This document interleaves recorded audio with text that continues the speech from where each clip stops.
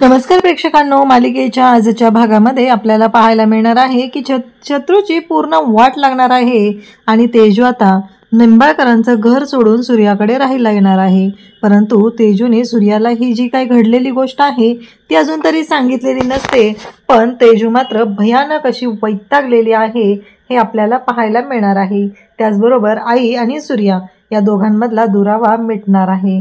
हे सगळं कशा पद्धतीने होणार आहे त्यासाठी प्रेक्षकांनो हा व्हिडिओ शेवटपर्यंत पहा। त्याचबरोबर चॅनलवरती नवीन असाल तर चॅनलला सबस्क्राइब करा, व्हिडिओला लाईक करा। तर इकडे राजू जी असते ती बाहेर बाजारात निघालेली असते। सूर्या घरी एकटा असतो। सूर्याला ती म्हणत असते, अरे धनू घरी गेली आहे, वहिनी जरा बाहेर गेलेली आहे, मला बाजारात जायचं आहे। सूर्या म्हणतो की अगं काहीच हरकत नाही, तू जाऊन ये। तेव्हा ती म्हणत असते, नाही दादा राहू दे, मी नाही जात, मी थांबते इथं तुझ्यासोबत, तू एकटाच आहे ना। तेव्हा सूर्या म्हणतो, अगं त्याची काही गरज नाहीये, इकडे रिझल्ट शाळेत असतो त्यामुळं मुलांना भेटण्यासाठी तेजू शाळेत गेलेली असते। मुलं मात्र खुश असतात, किती मार्क्स पडलेत, किती मार्कअप झालेत, काय झाले, कोणती ग्रेड आली, हे सगळं त्यांच्या आवडत्या टीचरला सांगत असतात। तेजू पण त्यांच्या सगळ्यांचे ते रिझल्ट पाहत असते। त्यानंतर ती जायला निघालेली असते आणि मग तिचे जे कलिग्स आहेत ते सर तिला भेटतात। ते दोघंही बोलत निघालेले असतात। ते म्हणत असतात की खरंच खूप अभिनंदन तेजू मॅडम, तुमची न्यूज कळली। त्यानंतर ती सांगते, हो तुम्ही पण बदलीसाठी प्रयत्न करताय हे कळलं, असं ते बोलत असतात। मग समोरच चिंचा बोरं विकायला असतात शाळेच्या बाहेर। पुढे आल्यानंतर ते सर म्हणतात की मग चिंचा बोरं खाऊ वाटली तर खावी माणसाने। तेजू नको म्हणते, उशीर होतोय, मला घरी जायचं आहे। तेव्हा ते सर म्हणतात, खावा हो, किती वेळ लागणार आहे, आणि मग ते घेऊन देतात। आणि मग तेजू मात्र आवडीनं ती कैरी खात असते। तिला खूप छान वाटत असतं। अचानक तिला ठसका लागतो म्हणून ती पाहू लागते। त्याचबरोबर तेजू जेव्हा तिथं थांबलेली असते तेव्हा तिचा जो रुमाल आहे तो खाली पडतो। तेव्हा ते सर आहेत ते वागतात आणि तिला रुमाल देतात आणि म्हणतात की आता हालचाल नाही, असं नाही करायचं। मग तेजू म्हणते की चालेल, असं म्हणत तेजू आता निघालेली असते। त्यासोबतच इकडे पाहायला मिळतं की तेजूला तिथे शत्रूची गाडी जाताना दिसते। तेव्हा मात्र तेजू म्हणत असते की नाही, हे काहीतरी वेगळंच आहे, त्यांच्याबरोबर कोण मुलगी होती, हा प्रश्न मात्र तिला पडलेला असतो आणि ती विचार करू लागते। तेव्हा इकडे सूर्या जो आहे तो उठतो आणि म्हणू लागतो की खरंच मला ना खूप कंटाळा आलाय अंथरुणावर पडून पडून, मी जरा फिरून येतो, असं पण ह्या घरात असल्यानं मला अजिबात फिरू देत नाहीत, असं सूर्याचं बोलणं चाललेलं असतं। तेव्हा मात्र सूर्या आता चालायला निघालेला असतो। त्यानंतर पाहायला मिळतं की सूर्या चालायला चाललेला असतो, परंतु इकडे जेव्हा शत्रू असतो तो पोहोचलेला असतो तो मंजुळाकडे। मंजुळा त्याच्या जवळ आलेली असते। त्यांच्या पाठोपाठ तेजू आलेली असते आणि पाहते तर काय, ती म्हणते कोणाचं आहे हे घर, हे इकडं का आलेले असतील। आणि जेव्हा ती खिडकीतनं पाहते तेव्हा तिला जे दृश्य दिसतं ते पाहून धक्का बसतो। म्हणजे पहिल्यांदाही तिने शत्रूला पकडलेलं होतं आणि आता शत्रूने तिला सांगितलेलं असतं की तुझ्या पोटात माझं बाळ वाढतंय, मी काहीही चुकीचं करणार नाही। आणि आता पुन्हा एकदा तेच दृश्य तेजूच्या समोर असतं आणि तेजूला मात्र खूप मोठा धक्का बसलेला असतो। तेजू म्हणत असते की हे सगळं काय होतंय, आणि तेजूला धक्का बसलेला असतो। त्याचबरोबर सूर्या इकडं घरातून बाहेर पडलेला असतो, त्याला गरगरायला लागलेलं असतं, त्याला सुचत नसतं। सूर्या म्हणतो की मी खूप वेळ झोपून होतो, मग उठल्यामुळे झालेलं असेल, असं म्हणत तो चालत असतो, पण त्याला पुन्हा चक्कर येत असते, तो इवळत असतो आणि मग धावतच आशा येते आणि सूर्याला आधार देते। इकडे शत्रू मात्र मंजुळाच्या मिठीत असतो। ते दोघंही रोमांस करत असतात, रोमॅन्टिक झालेले असतात आणि त्याचबरोबर मंजुळा लाजत असते। शत्रू मात्र तिचा पदर खेचून तिला स्वतःच्या जवळ घेत असतो आणि मग आता इकडे तेजूला जो दिसतो तो चेहरा, म्हणजे ज्यावेळेस तेजूला चक्कर आलेली होती त्यावेळेस तिला त्या मंजुळाने वाचवलेलं होतं ते तिला आठवतं। तेजू खूप रडते, पण आता तेजू म्हणते की नाही, आता मला थांबायचं नाही, आता मी शांत राहणार नाही, या माणसाच्या बाबतीत जे काही घडलेलं आहे ते मी सगळ्यांच्या समोर आणणार आहे, असं तिनं ठरवलेलं असतं। इकडे सूर्याला घेऊन आई आता घरात आलेली असते आणि सूर्या मात्र खूपच इवळत असतो। ती आणून त्याला कॉटवरती झोपवते।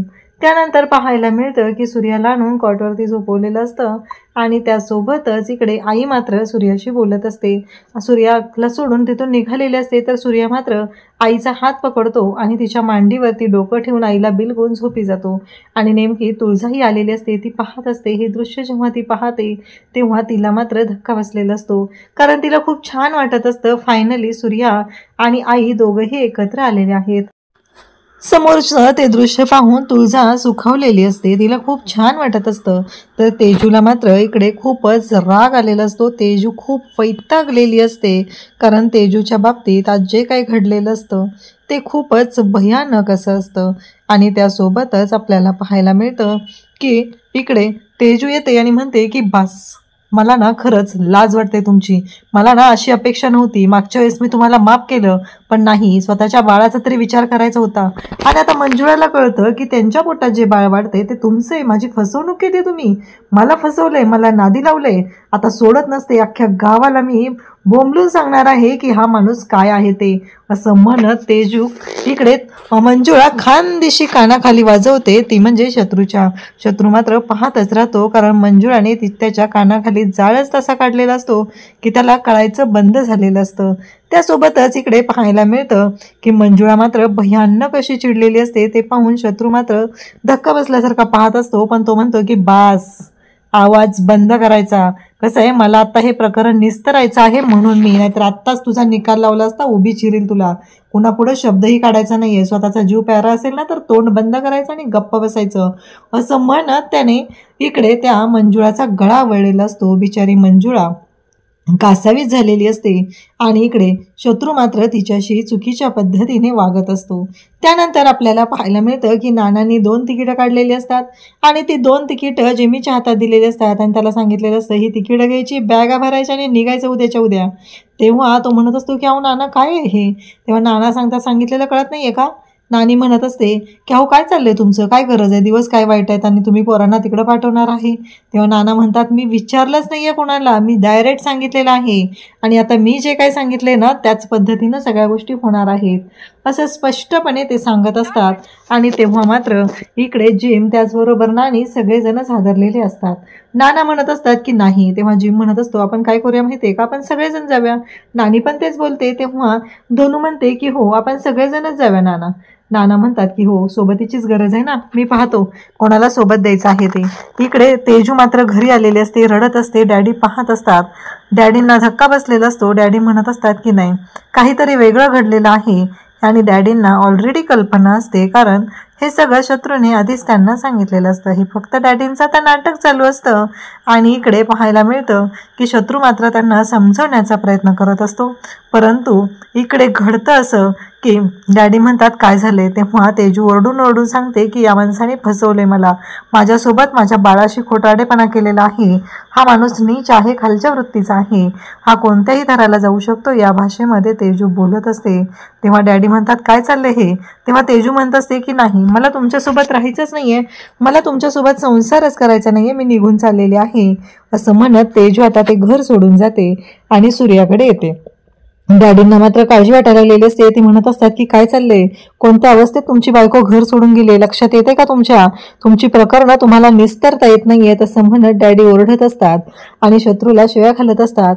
इकडे तेजू घरी आलेली असते. तिला आलेली पाहून सूर्या म्हणतो काय झालं तेजू. तेव्हा ती म्हणते की दादा काही झालं तरी चालेल, पण तू मला सोडून कधीही जाऊ नकोस, असं ती म्हणते आणि सूर्याला मिठी मारून रडू लागते. अशाच अपडेटसाठी चॅनलशी कनेक्टेड राहा. थँक्यू.